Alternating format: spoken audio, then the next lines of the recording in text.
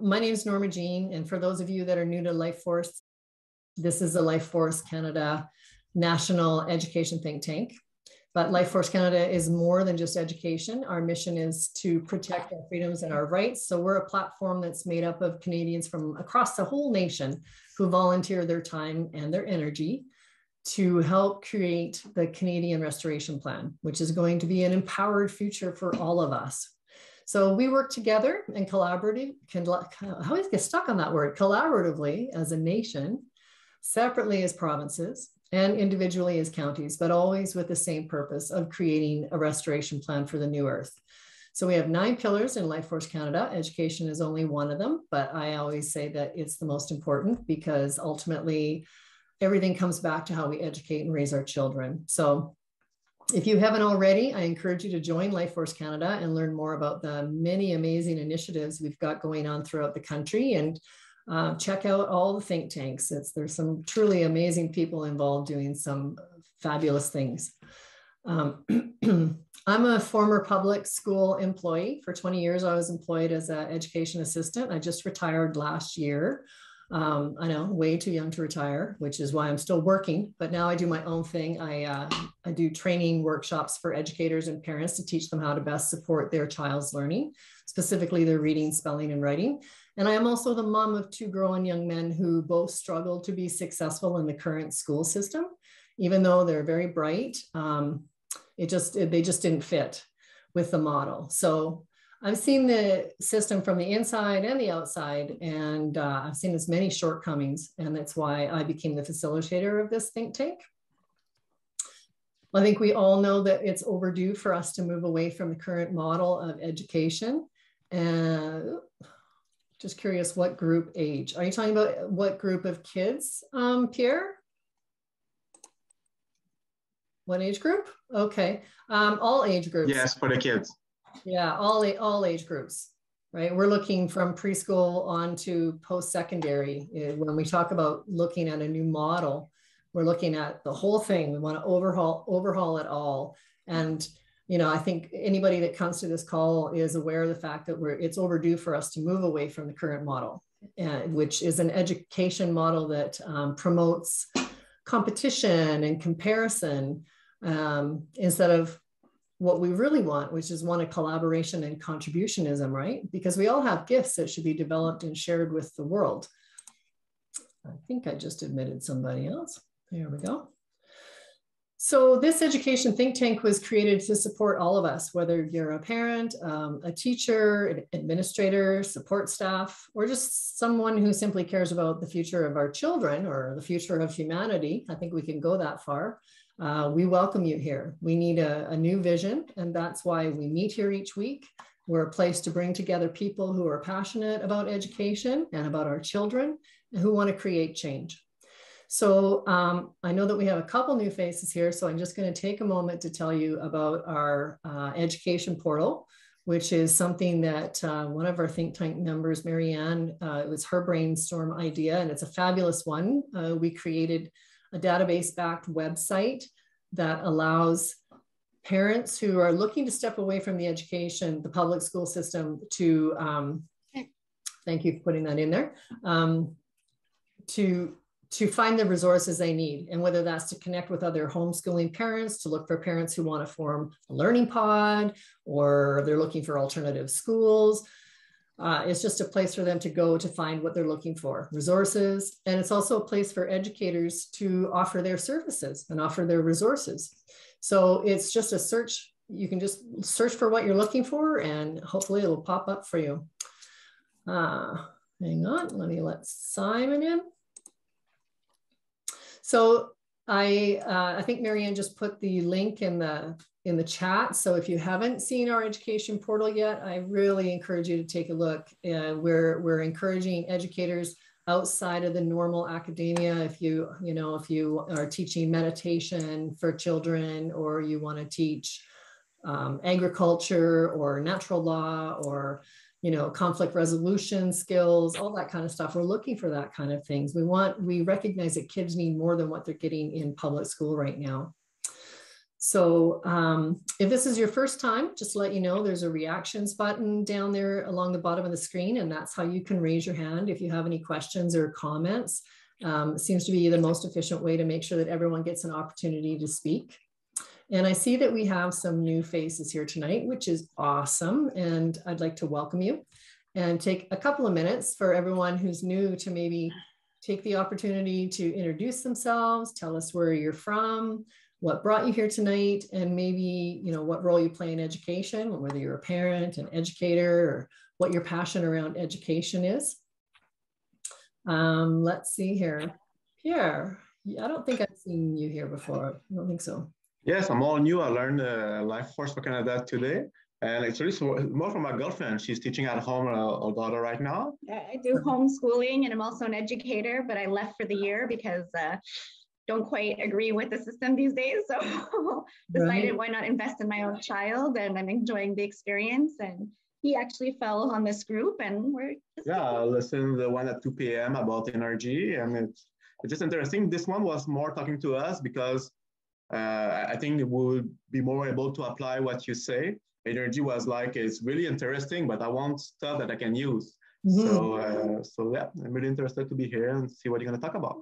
Awesome. I'm gonna go see your website for sure. So where are you from? Boisbriand, Quebec, close to Montreal, Quebec. Okay. Welcome. We're really happy to have you. Yeah, you guys should definitely check out the portal because you might find some resources there that will be helpful to you. And I know that there's actually alternative schools and learning pods that are set up in Quebec as well. Have you heard of Roots and Wings? I think we're the more restricted province because our law is really hard on the homeschooling. Yeah, we have a lot of restrictions, but you appease them, I guess, in some ways, and they leave you alone for a few months. So, but it is what it is. But I'm enjoying the experience much rather than the traditional school experience with my child. So, I'm in a good year. Our daughter just like last year asked for teachers, so it's always restarting. It's a waste of time. So. Your child had 4 teachers last year? Teacher, Last year, 4 teachers. People in 1 go year. Away, depression and stuff. Oh, wow. Wow, what a shame. They need that consistency. That's terrible. Thank you guys. This is wonderful. I'm happy to be here. Well, we're happy to have you. And I just see Marianne put in the chat there, just as a reminder to me, thank you, that there's also like a whole blog section on that portal. And there's all kinds of really cool resources and articles and whatnot. She was a teacher for a few years before. She was already a teacher when she quit to help, and it's really interesting. I had to leave. I wasn't happy anymore. I'm with you. I did same with me. I was like 20 years working in the school system, and I love working with kids, but I just couldn't. I couldn't handle. Put your mask.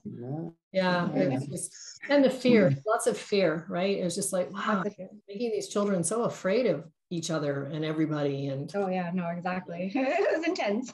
Very intense. Exactly. Let me see. I think everybody else that's here tonight has been here before. So far, anyways. We usually get a few people that come a bit later, but I see Garth is here tonight, and that's awesome. Garth is one of our Life Force members, and he shared a video. I think it was on our education think tank Telegram page a couple of weeks ago, and it really struck a chord with me. It's a school in the US called the Thales Academy, and the basis and methodology of their teaching is called direct instruction. And the reason I found this so interesting is because this is a method that I use when I teach kids.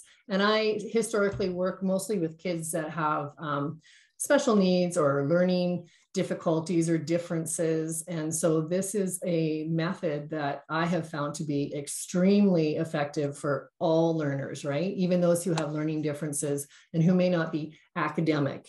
And it's effective because it takes the mystery out of the material that you're learning. There's no secrets, right? You get directly taught. So Thales started with one campus back in 2007, and it now has 12 campuses across the US, each with a really long waiting list for admissions. So they believe that schools should accomplish 3 main objectives: teach students knowledge, that's important, and teach them how to think on their own, and give them the tools they need to reach their greatest potential.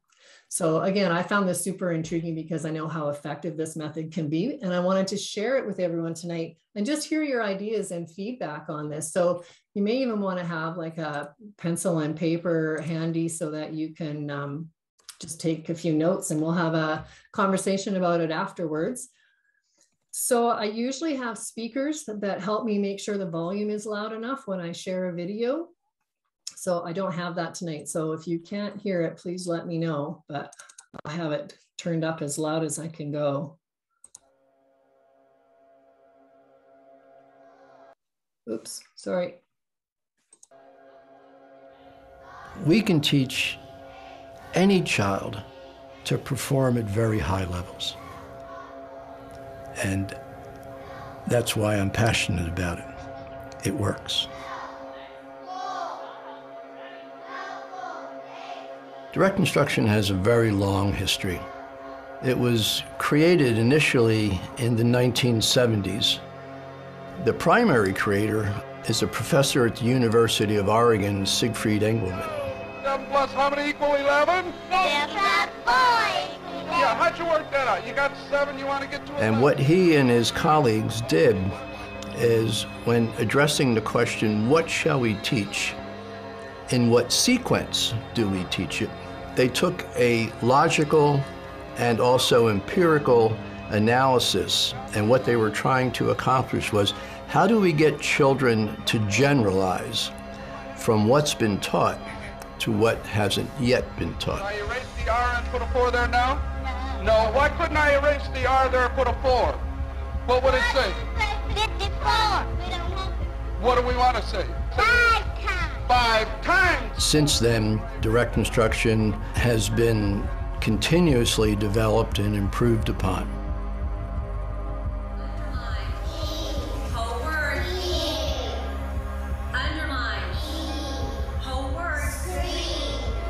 Anything that's been in development for over 40 years and produces the results that it's been producing from the very beginning is really, actually, it's state of the art.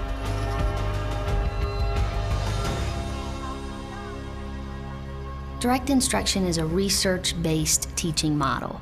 It's teacher-led, it's scripted, it's carefully planned lessons that are presented in small learning increments. Divide the complete subject from the complete predicate. The basis is, with clear instruction, you can eliminate student misinterpretations with an end result of much greater learning potential. One of the critical elements of direct instruction is the implementation of a highly developed and researched set of teaching skills that are known to be highly effective, known to produce very high levels of student achievement, with a program of content that spans the entire K-5 sequence. Get ready.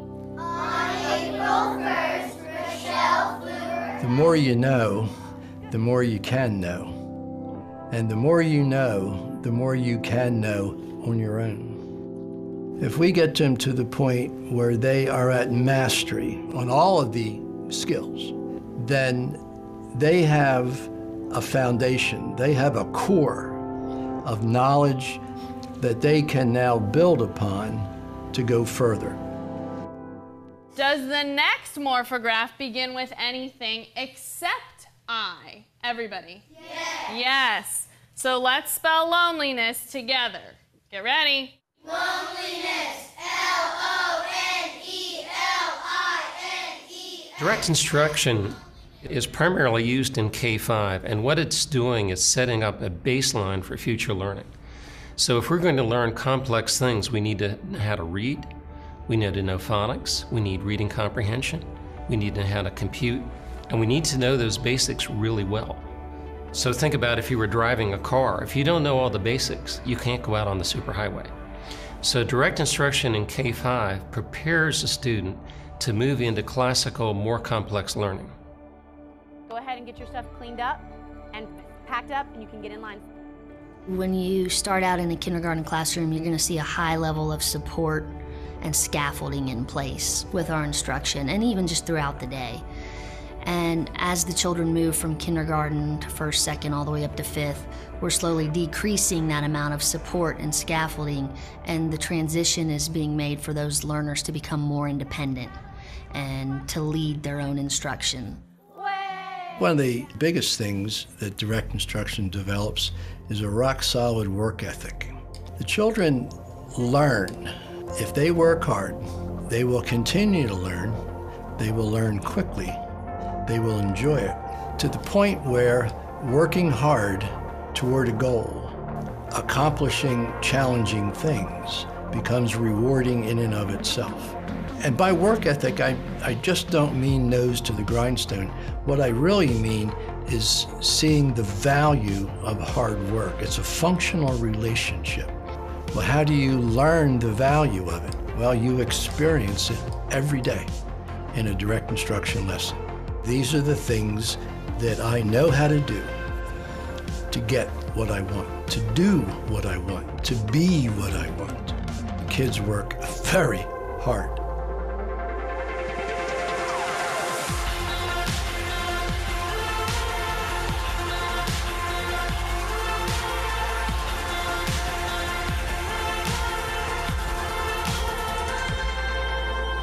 The first thing that happens to a student when they enter Thales is there will be a placement test for each of the programs that Thales teaches. Once the students are initially placed, that doesn't mean they're going to stay with that group or at that place forever.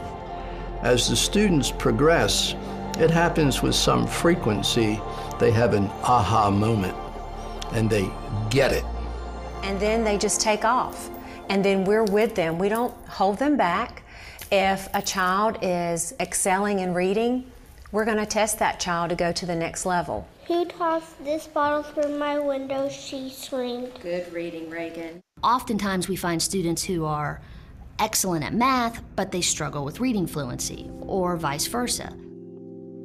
With direct instruction and the way we group at Thales, they can go to an above grade level math class but still be in an on grade level reading class.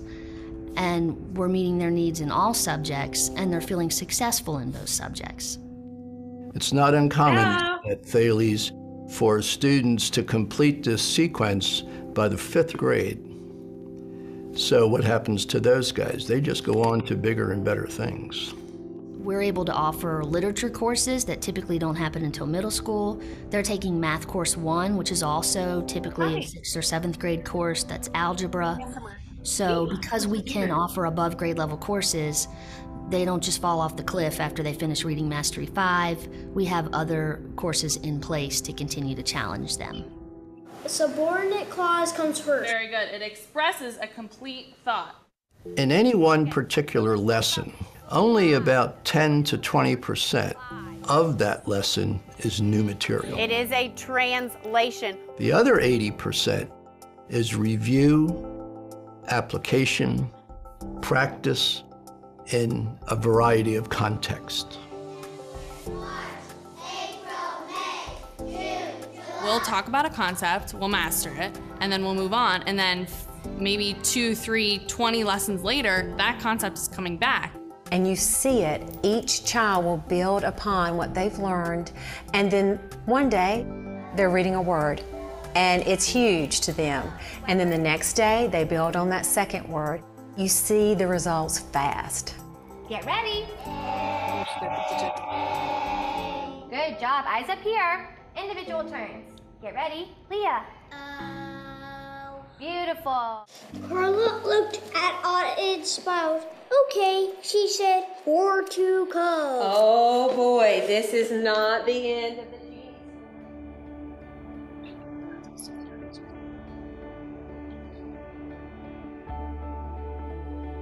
Each of the lessons in the areas of reading, language arts, mathematics, and spelling are highly specified to the point of being scripted. They went to the park. Now, the script is nothing more than a lesson plan. It's a highly developed, highly refined, very precise lesson plan, so that By controlling the fine details, we're going to make every minute count. Finley. Carson. Stop, Carlos said. Charlotte. Look at your window. So let's all read this problem together, okay? Listen to me do it first. $3. Because direct instruction is already pre-scripted for us, it allows us as teachers to have the time and the ability to go and find other resources that we can use to maybe pique the child's creativity and give them extra real-world examples that they can use in the classroom that expands on what the lesson was itself. You don't just read from a book. You have to live out that book by adding new games or motivating them. No need to change the script. It's proven, it works, but just make it fun for the kids.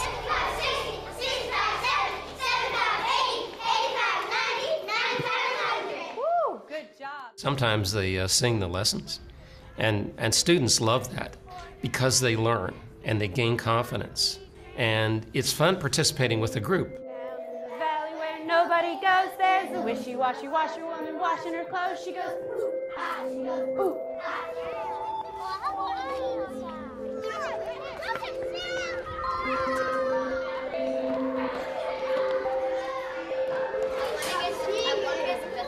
We have a structured part of our day with our reading, math, grammar, spelling, where we're able to be more creative and have our hands on and do lots of different activities is with our history and science. We make sure that we have a healthy balance so that we are meeting the needs of different types of learners, but still staying true to our direct instruction roots. One famous scientist said that creativity begins at the edge of the known. What's that imply? We have to know something to be creative. If you don't have that foundation, it's very difficult to get the thoughts or the creativity that's in your mind out in a way that others can understand what you're trying to bring across. They can do that. They can write phenomenally. They can speak very well. Right now, we're learning about figurative language, and my students can rattle off what a hyperbole is, what a metaphor is, what a simile is, what alliteration is, which is great. But now, they're able to take all of that knowledge and transfer it into something greater.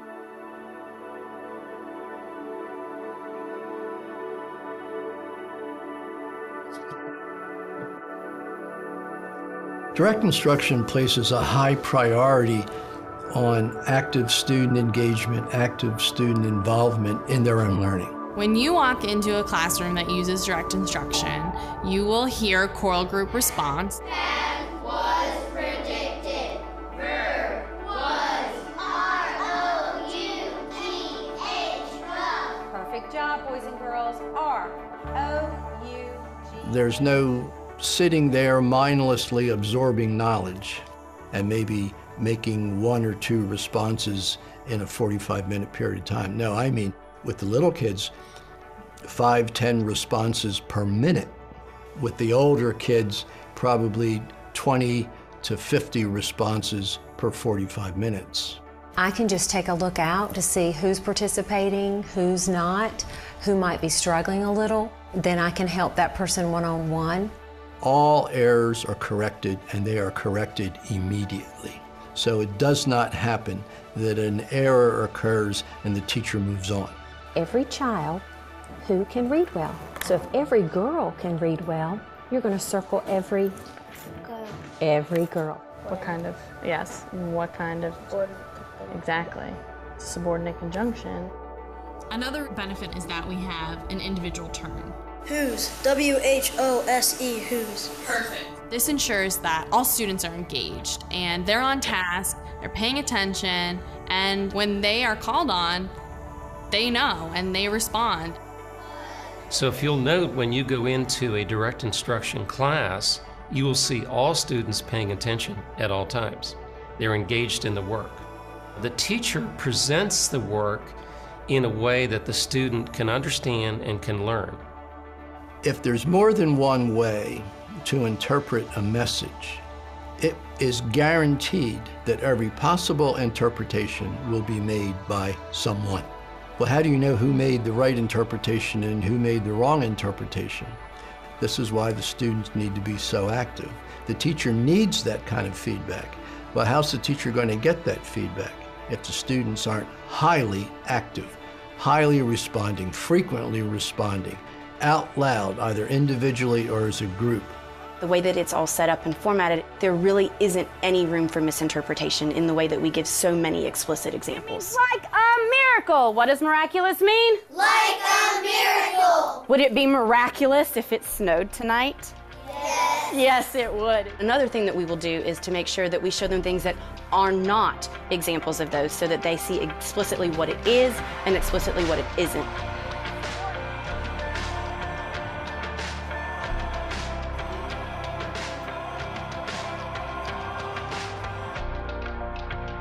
One of the things that direct instruction does is develop the proper role of the student and the teacher, mutual respect, which is imperative.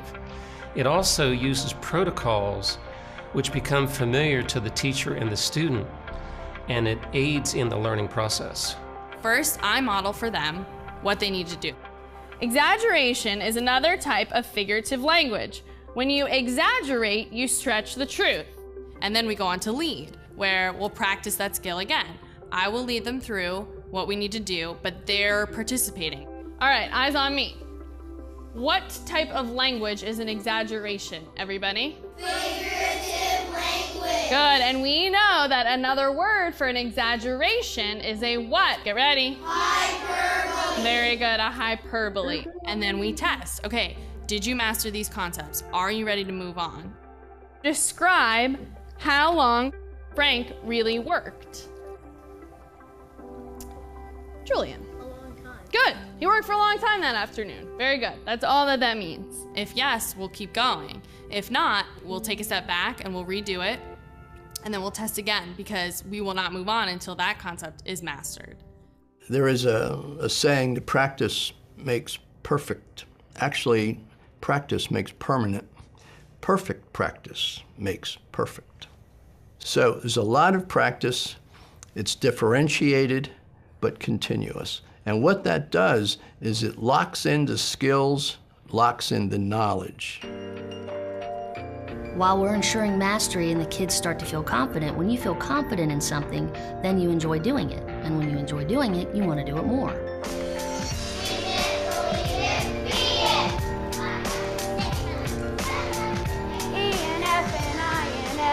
It's not magic.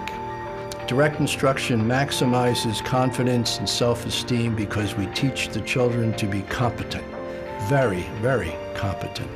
So they know what they know, and they know they're good at it because they get that demonstrated to them every day in the feedback. Mary, can you spell glove for us? G-L-O-V-E. You got it, Mary. G-L-O-V-E. The feedback that direct instruction provides is helpful not only to the students, but also to the teachers to drive instruction, and then to the parents so that they have confidence in knowing that kids are mastering the material and being successful every day at school.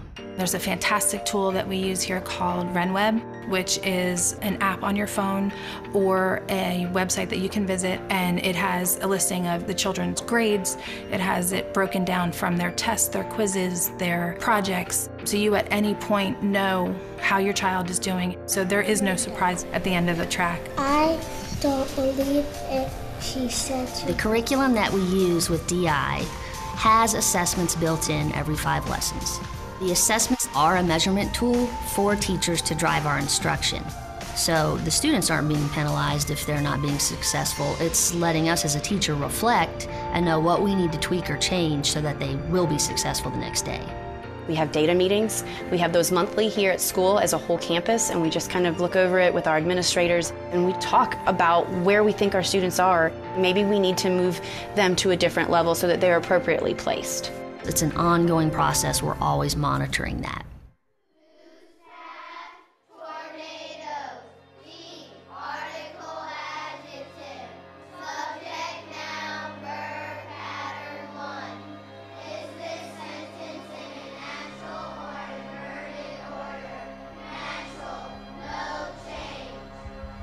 We get results.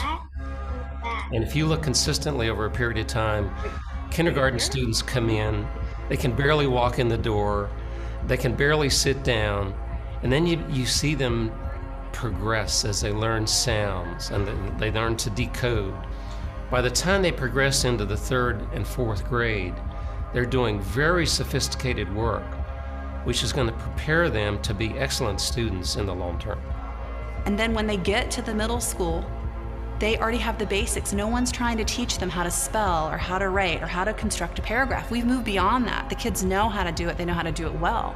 So now they're able to take their thoughts, they're able to verbalize them, they're able to write them. They couldn't do that without the basics. I started teaching with direct instruction in kindergarten, and when I saw my 5-year-old kindergartners reading by Christmas, I was sold. You just can't argue with the success. We know without a doubt that when we send them off to high school and college, that they can be an independent learner because of the tools that direct instruction has given them.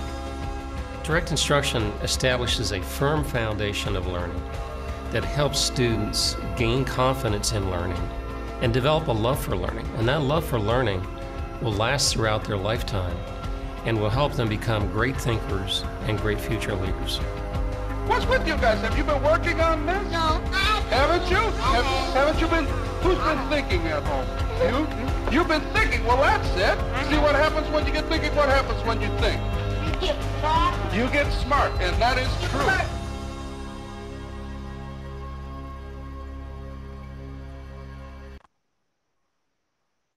Okay. So, pros and cons. I love that line about, where was it here? Mastery equals confidence, right? And when you're confident, then you enjoy it. And when you enjoy it, you want to do more, you want to learn more. And that's been my experience with kids and with direct instruction as well. But anybody have any comments, pros, cons? What did you think? There was a saying that I've used plenty of times. Practice makes perfect isn't the way it is. It's perfect practice makes perfect. And they use that. I like that. Yeah, practice makes permanent. Yeah, and that's the truth too. That's how you create mastery for sure. Marianne. I love this approach. This is the way I was taught to teach English as a second language. And I didn't know it was a whole formalized thing called direct instruction, but that's exactly what we did. And even the semicircle you saw in the videos, we always had things in a semicircle, and it changed the dynamics so much and helped the students, all of them, feel like they had to engage and they had to pay attention. And we were constantly doing the getting them to respond and repeat and do it chorally and then break it down into half the class and then quarters and then finally individually, so they had the confidence and they knew already how to say it correctly. It was amazingly effective. I really like this approach. Yeah, that's my experience too. Very, very effective. Thanks, Marianne. DK? Can you hear me? Mm-hmm. Okay. Yeah, I have a very good feeling about it. I like it. I don't know what else I can add to it. I wonder how it would be applicable, like how easy it would be to apply to a homeschool environment, because it seems like the teachers would have to know the direct instruction technique, right? So it's not something that's easily transferable to, or maybe it is, I don't know. This is something I'm wondering about. So yeah, with that I yield. Yeah, that's a good point. The workshop that I run is teaching direct instruction, and it's not scripted the same way that is. And I don't know how you get your hands on something like that is so scripted down to this is exactly what we do, but it follows the same idea, and it absolutely is something you can do in homeschooling. Marianne, you were going to comment on what DK said? Exactly. You can do it in homeschooling, but it really helps to have a script to read from. And I guess I find it easy because I was taught this way and I'm a teacher, right? So I think if we had a core of homeschoolers, if you're going to teach subjunctive conjunctions, any parts of speech or anything that are kind of typical topics that you might want to have. What is a paragraph? What is a sentence? You could actually easily share the scripts. And then, as that one teacher mentioned, just update the examples to suit the students in your particular class or your child. If they love trains, use trains, or they like games, add a game in or add a song in if they're really musical.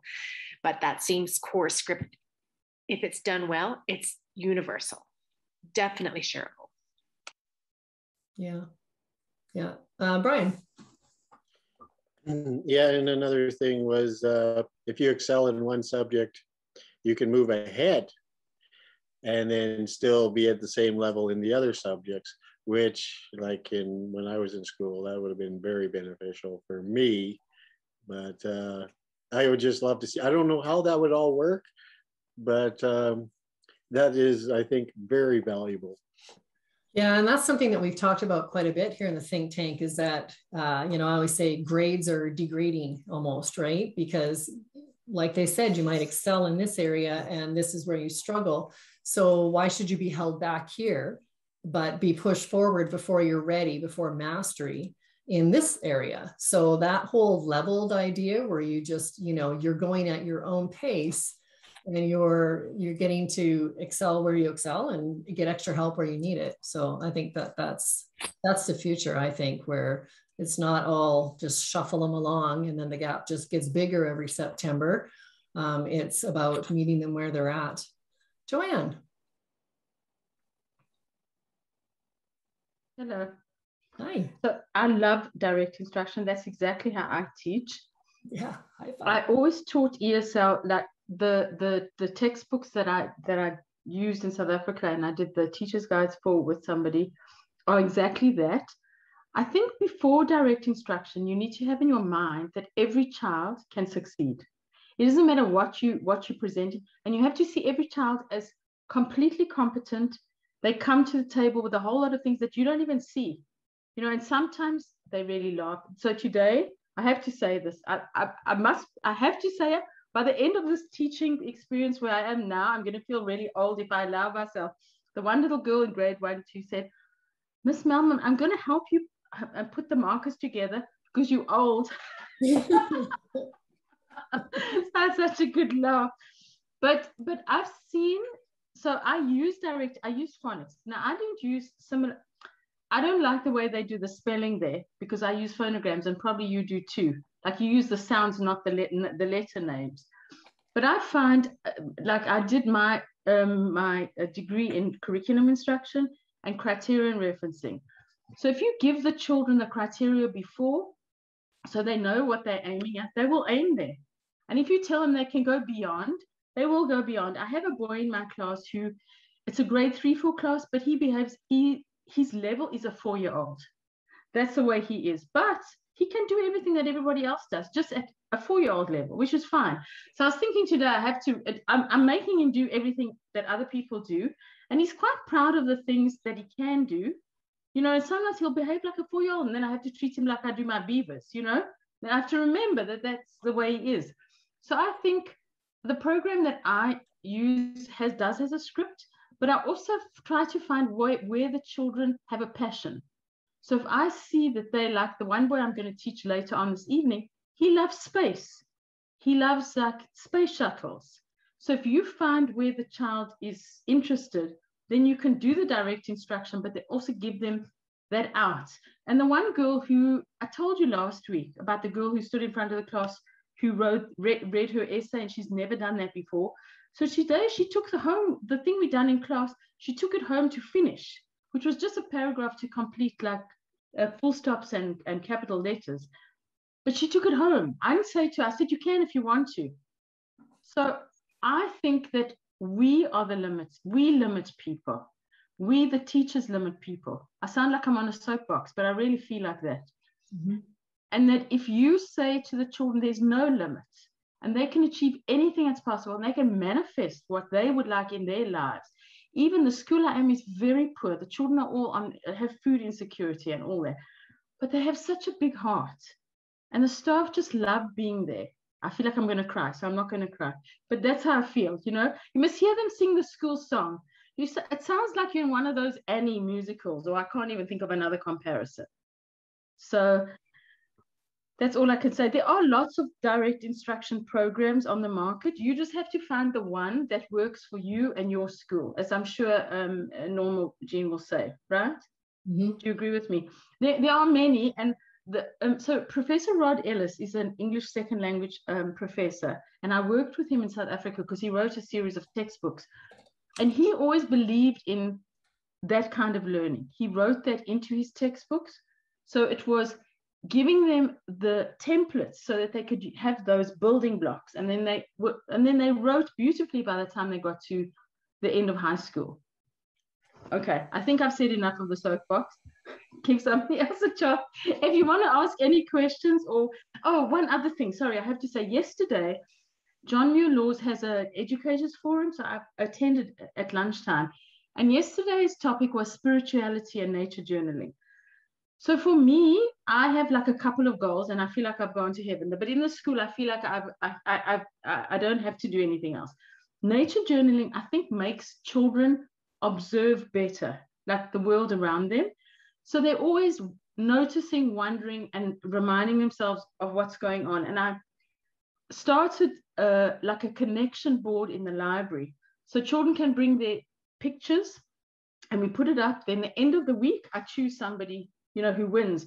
And you must see the children, they come in to look at their pictures, just to look at them. The one boy gave me 6 pictures.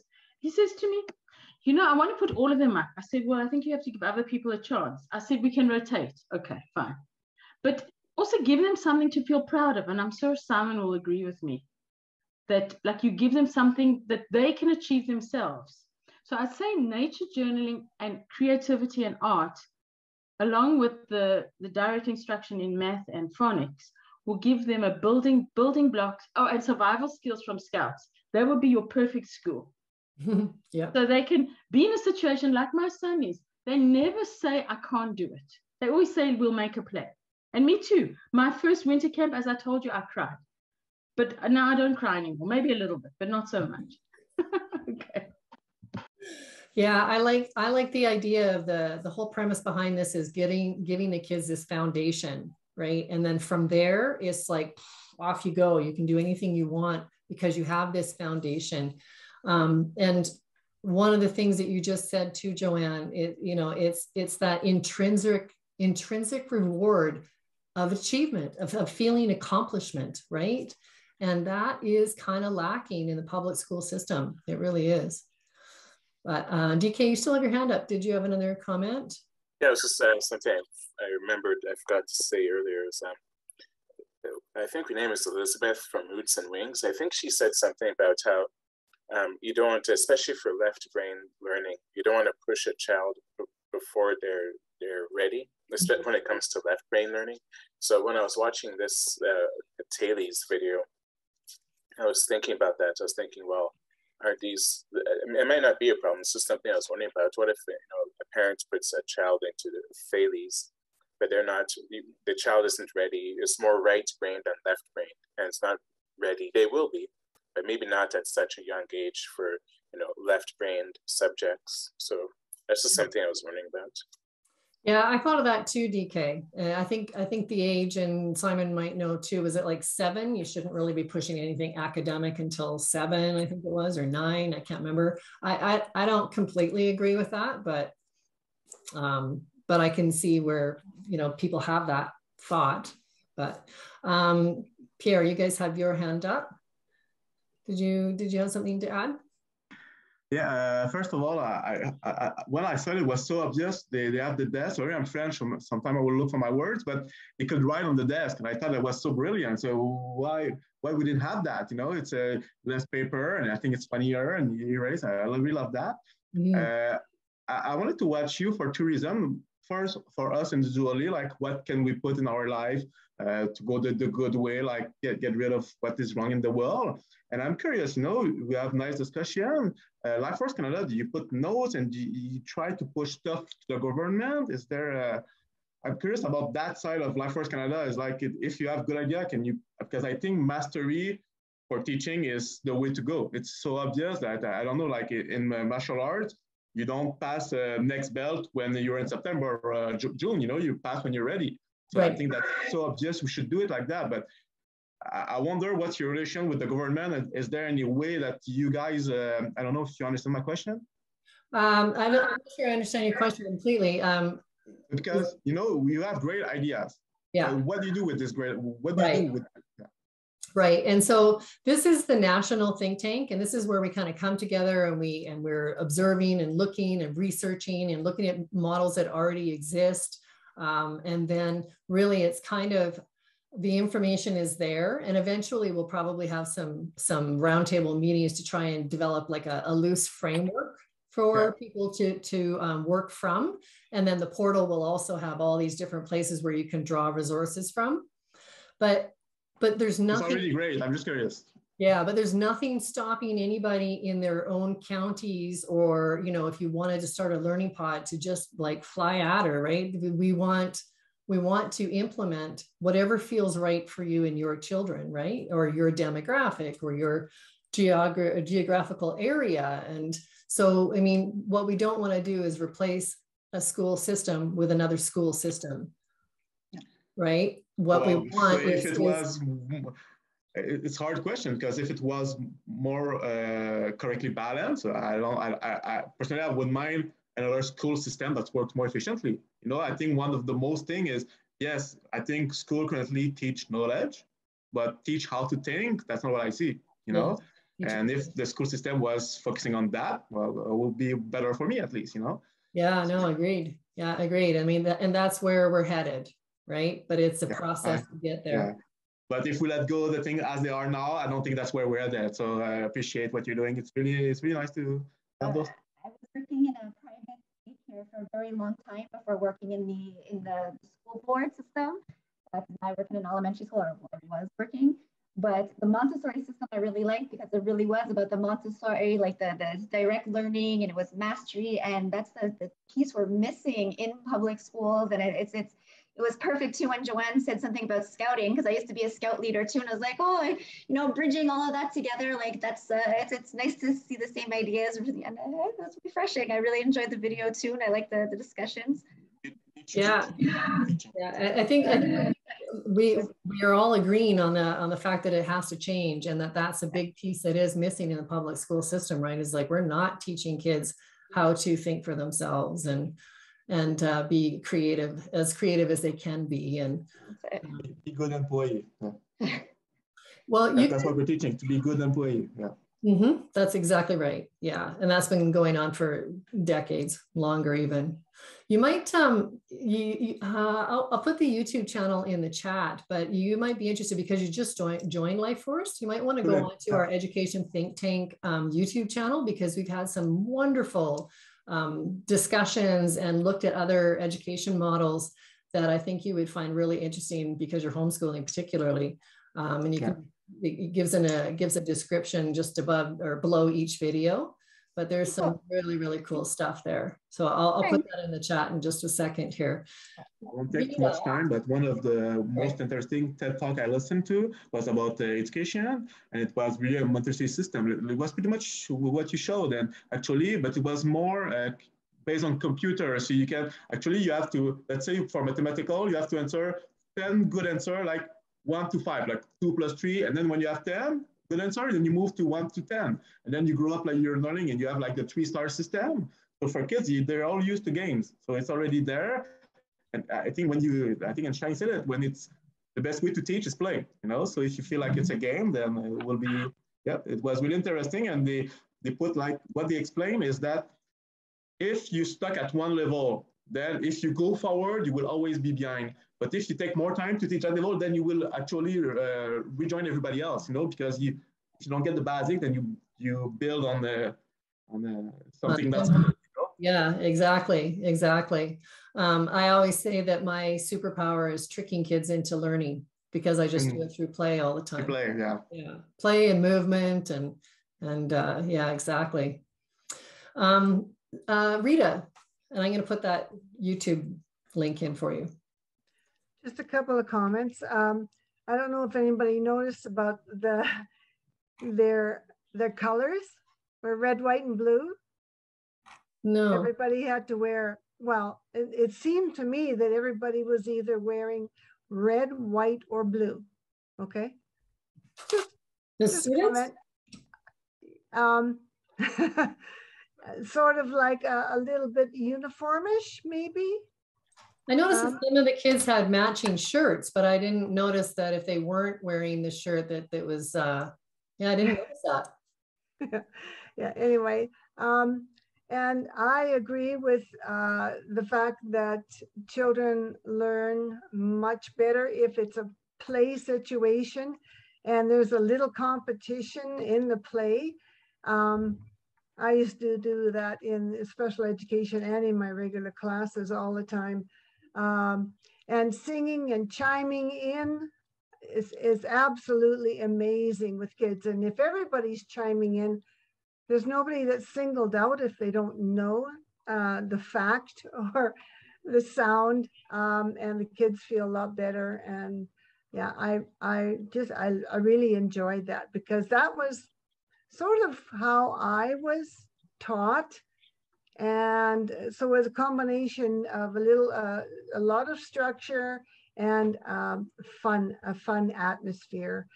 And yes, I truly love that. Thank you. I yield. Thanks very much, Rita. I just put a link in the chat that's the wrong one. Sorry, everybody. Yeah, I think you're right. It is about making it fun and making it playful, because they're kids, right? So it has to be playful. Did anybody notice how the one teacher was saying that we teach something and then maybe a few weeks later it's getting woven back into the new material, right? Because you can't make that assumption that you've taught them and now they know it and okay, they mastered it, but like we always got to weave it back through and make sure. And there's so many ways that you can tie in one concept to all these different contexts, right? Whatever the subject matter is, there's usually a way that you can do that.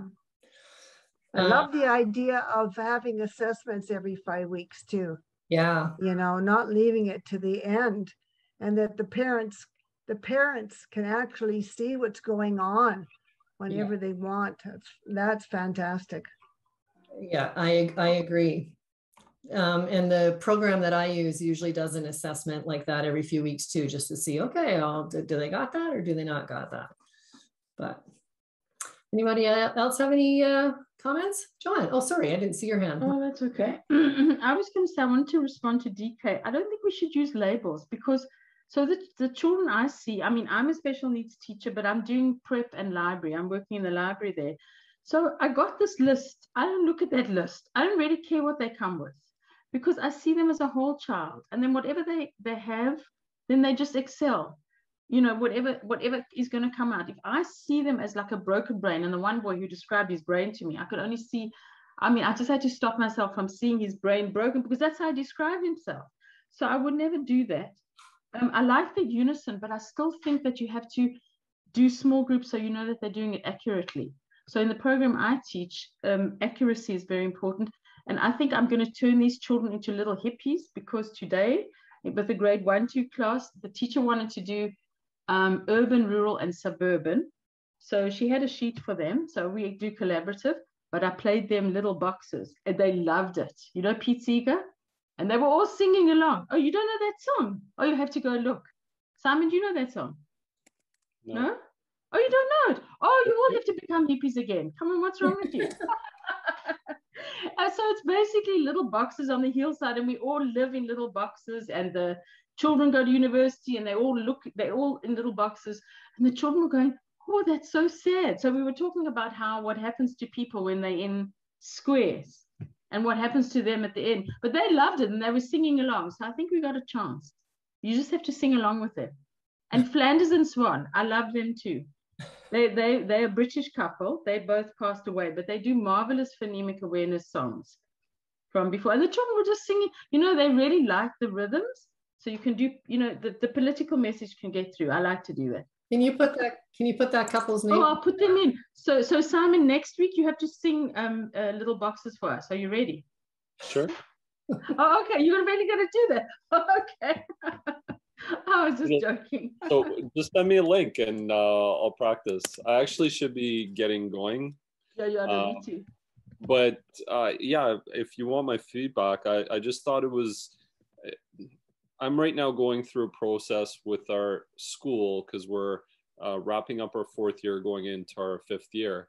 And we're really trying to define ourselves as in terms of program and curriculum. We've been spending so much of our effort on building the atmosphere in the community, and each teacher was driving the curriculum in her own way in the school, and there wasn't enough collaboration. There was some, but when you're a baby school, you're still trying to figure things out. So we've been talking about different things related to how children develop, what's most effective, right? Like you were saying, up until about 7-year-olds, some people think it's 10 years old, and I'm sure it depends on the child and the brain and how it develops, but up until a certain age, the creative side of their brain is seeking attention and wants to blossom and grow. And the analytical side of the brain doesn't, it still can be activated, but it doesn't really seek that attention until they're 7, 8, 9, 10 years old, right? The abstract thinking doesn't click yet for a lot of kids. And the thing with kids is they just want to please, and they want to fit in, and they want to feel powerful. So you can get them learning the academics, you can get them working on the analytical side of their mind. But the challenge is that without even knowing, you're hindering their creative development. And so you might get these fantastic results, and parents might be so excited, oh my God, my son can do this and that, and he knows how to read at this level and do math at this level, and we're building such a powerful foundation. And then when they're 11, 12 years old, you put a pencil in front of them and you ask them to come up with 20 different uses for the pencil, and they're like, it's a pencil, right? They lack the creativity to think differently. And so and we actually have one of our teachers has talked a lot about direct instruction. I can see a lot of value in it. I like the way, you change the words around so that they're easier to read, because graphically, visually, they see that the A is enlarged, or, there's a line over something or a dot over something. I don't know the details, but Veronica does. So I think there's great value in it. I really appreciated the video and the different, just the different notes that I took about it. I'm inspired to do more with it in our school. I just question a little, like, I guess some of the points in the video made me think like they're very robot-like in their responses. And I love the engagement. I love the fact that they have, X amount of reactions per minute. We want our kids to react 20 times per minute. I think that is good in order to keep them engaged, but I also wonder how to blend that with other things and make sure that it's not, I worry really that we're sacrificing their creative development to see these results. So not to say that direct instruction would do that, but that would be my concern in any model, is like sacrificing their creative development. So I don't know, Joanne, you have something to say, I'm sure. Yeah, I always have something to say. Vic always. But I'll quickly say, so I don't, and I'm sure Norma Jean will agree with me. Directing accuracy is very important when you teach phonograms. So and if they don't get it, then they can't do anything else. It's like driving a car, all those things. So it's almost like getting your full amino acids, then your brain doesn't function. So, and the program I use has Socratic instruction. So that means they respond to you and they don't do all this chanting business, because I agree with you. If they're just mindlessly chanting, they might as well be chanting anything, and then they're not getting it. But I think, so for me, the combination between that, nature journaling, and Scouts is perfect, and martial arts, because the nature journaling makes them observe. And on my board, I put, I notice, I wonder, it reminds me of, for everything. That's what they're doing for everything. And then Scouts is like those life skills. So they never say, I can't do it. They go, okay, what's the plan? Let's do it. Let's review it. That's how Scouts works. You know, and in our next Cub meet group from the 8 to 10-year-olds, we're going to let them present a skill, and then they can earn a badge, and they're going to do plan, do review, because that's how Scouts do it. So I think you end up with a child who's like roaring along, because we allow the children to soar, and they bring their crocheting, which one girl does, etc., and she's going to teach everybody. So I think you can do it. You also have to get their passion. So that little boy who's 4-year-old in his mind, but can draw beautifully, I gave him a card. So I said, don't you want to take it home? No, it's like his blanket. He keeps it next to him. And he's making the most beautiful card. And my heart gets very warm. I get so excited. I'm like them. I'm never going to grow up. Never. That's, I think, what Scouts does for you. And teaching. You know, if you sing along, and that Flanderson's one, you'll be singing it. So next week, Simon, you're going to sing us Pete Seeger. I put it in there. I put the video. Save the chat. That's a challenge. Simon, that's a challenge for you. You don't have to sing all the songs, and you don't even have to sing in tune. You just have to sing. I just have to sing. No, yeah, that's the criteria. You know, for my masters, I did in my classroom, I gave them the criteria. It was in a high school. So I had 3 groups, and the one group didn't get criteria before. The other one didn't. I can't remember. There was 3. But the one that did get the criteria for oral assessment did much better, because they knew what was expected of them, and there were no surprises. And then they excelled. Anyway, okay, there we go. That's my soapbox. You can tell me to keep quiet. You know me, I could talk for hours or sing. These children today were so excited because I let them sing like all those childhood songs as they were working, and they were so excited. Me too. I'm going to get going. Thank you so much. All right. Thanks for your input, Simon. I think there's like a fine balance somewhere, right? It's like they need both.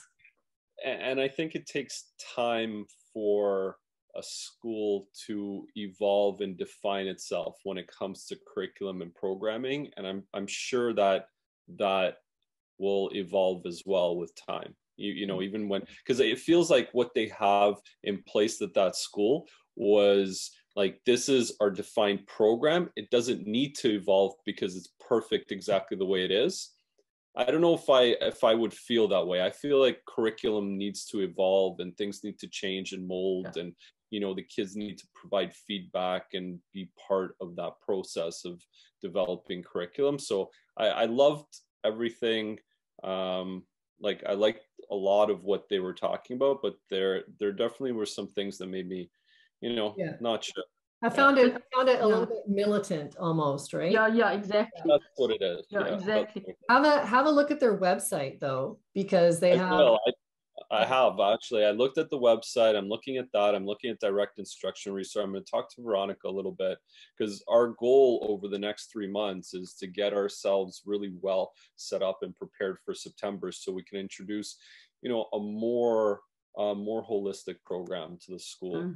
So, right. That's awesome. But Simon, you know, Scouts does things led by the children, and so maybe you want to do that too. They find their passion and then they do that.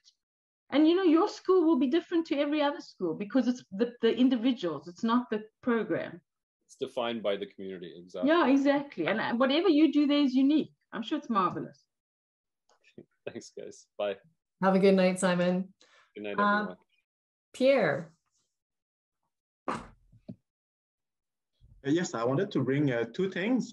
First, something I forgot in my earlier, when I talked earlier, is about the TED Talk I listened to. It was really interesting because when you were mastering and you have, like, let's say there is level like 1 to 5 and 1 to 10, and when you were 3 level ahead of someone, then you were teaching the one that was still 3 level under you.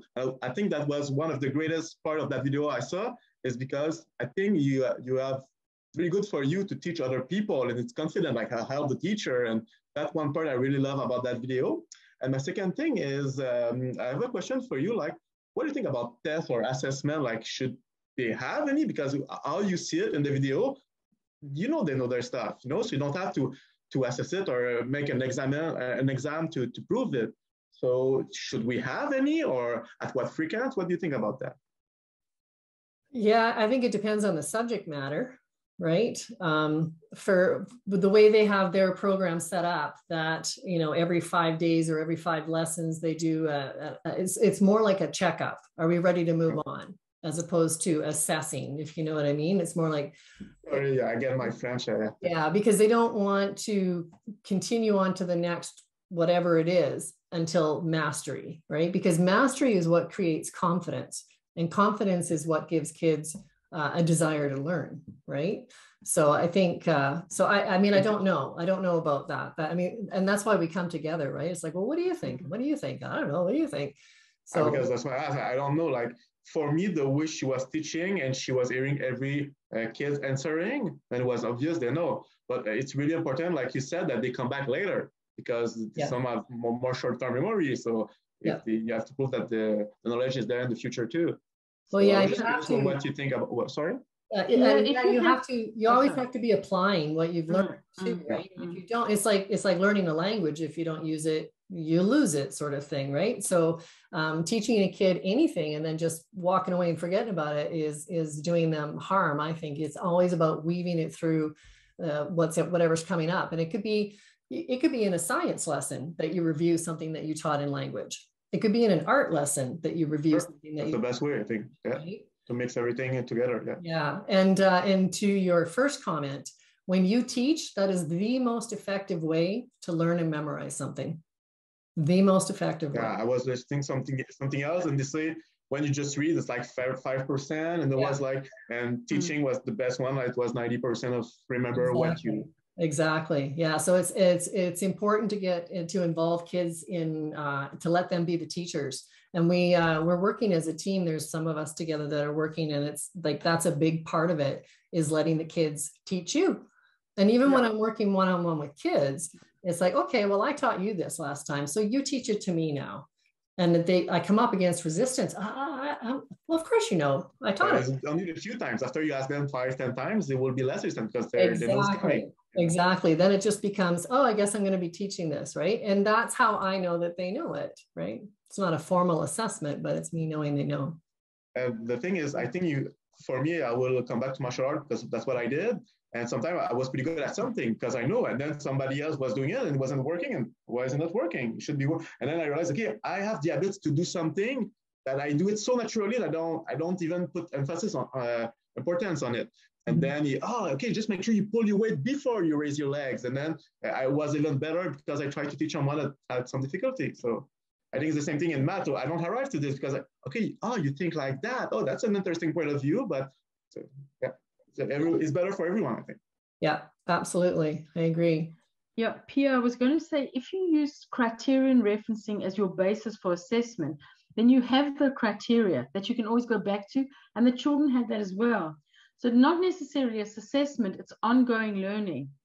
Nature Journaling has something called Pencil Miles and Fearless Friday. So what I've done in the library, I have pencil miles and writing miles, and I've given them a challenge to draw and write as much as they can. And some of them have really taken it on seriously. And then they also have Fearless Friday. So on Friday, you reveal something that you would absolutely never show anybody. So it could be the worst picture you've ever done, but you do it anyway. And you know how it is in Scouts? You put up the tent, it might fall down. So you put it back up again, and you might do it 5 times because you keep on doing it. Or you might never make that fire, but you all do it as a group. So, yeah. But I'm sure that you see a lot of people succeed and it's motivating. Okay, what are you doing? I don't get it. And I think it's important that, like another question I had, because I think a lot about that. And I'm not a teacher, but I love to teach our martial arts. And my question was, what do you think is the best size of a class? I'm pretty sure it's age dependent too. But let's say like 14, like my son is 13. So they are 30 in the class. Is that too much, or is that's good for you? I think that that's part of the problem is that our class sizes are too big in public schools and the kids aren't getting enough individual attention, right? And they talk about differentiated learning, that this kid's down here and this kid's up here, but I'm going to teach the same subject. Yeah. But they don't, it sounds really good, but in actual fact, it doesn't work really well because those kids that aren't getting it or that are down here, the gap just gets bigger. They get left behind more and more and more. So when you have a smaller class size, or if you're grouping them based on their abilities as opposed to their age or their grade, then you're meeting them where they're at, and they have a better chance of success. And really the only way to get a kid to be engaged in their learning is if they experience success, right? Sure. So when I'm working with kids too, knowing what they don't know, knowing what they do know is just as important as knowing what they don't know. Because when I know what they know, then I can make sure that I build in success for them, right? Look at all the stuff you already know. Oh, you know, look at that, right? But if they were just having to work, and it was so hard all the time and they weren't experiencing success, they're not very motivated, right? And they compare and they feel like I look dumb in front of everyone. So yeah. Exactly. And that's another big downfall of that whole system, is that whole comparative. And we do it as parents. We're just as guilty of it, right? Oh, is your child reading yet? Or can your child write their name yet? Or can they ride their bike yet? It's like we're very guilty ourselves of always comparing to other kids, right? So that's something that we as a whole, as a society, need to work on, so that what we're doing is looking at every child's, what their skills, what their gifts, what their genius is, and let them show it to the world, right?